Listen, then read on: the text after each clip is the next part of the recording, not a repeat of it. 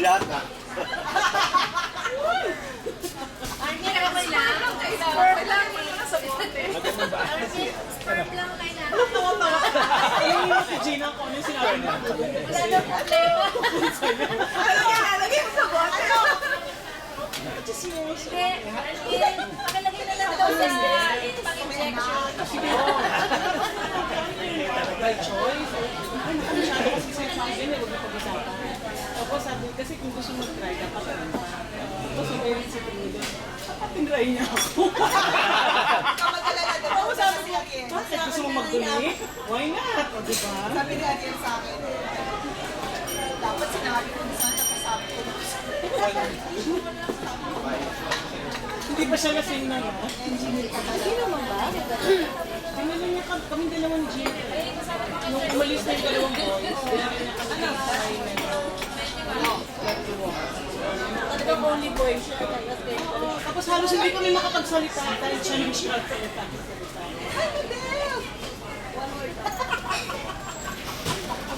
Layo. Nakalimutan mo. Kasi akala ko si Ogie na tapos yung operasyon. Minadalilan niya yung pag-pray. Pagtayin. Anong specialty? Ano eh, general surgery. Tuli daw sa... Pwede na eh. Kasi na, tinadaran din ako. Nag-volunteer ako sa amin ko. Eh, sabi na Paris? naparonig ko. Naparonig ko. Yun lang. Ito nga po kung saan nga daw. Katak. Saudi kayo katak. Hindi, pero understand na nagkamali siya sa Hindi na toxic lang daw. IT. Ang pupunsa natin yun. Pero sige na yung graduate ko. Sabi mo sa'yo, dali lang naman na parang mas kumipunsa yun.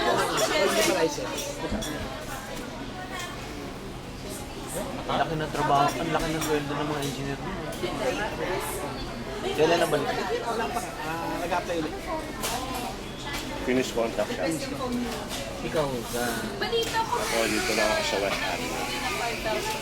Trabaho ko. Coffee machine.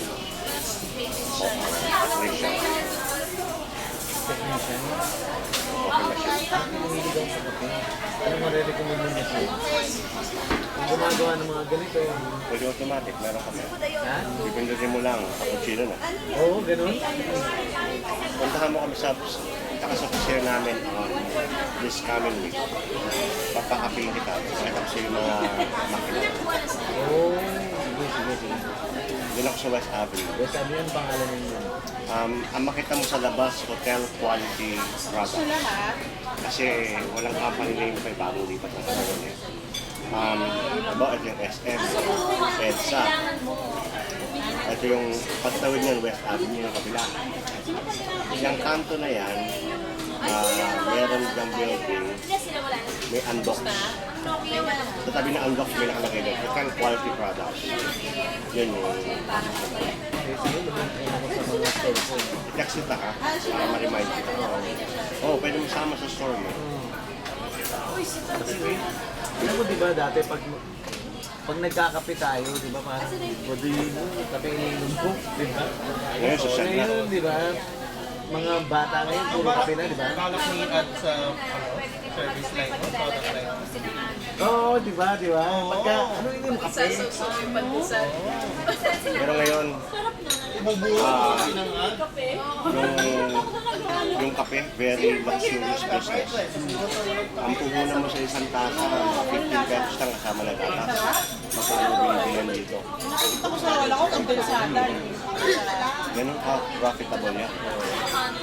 Kaya kahit na mahal yung makina, dahil fully automatic, madaling mababa.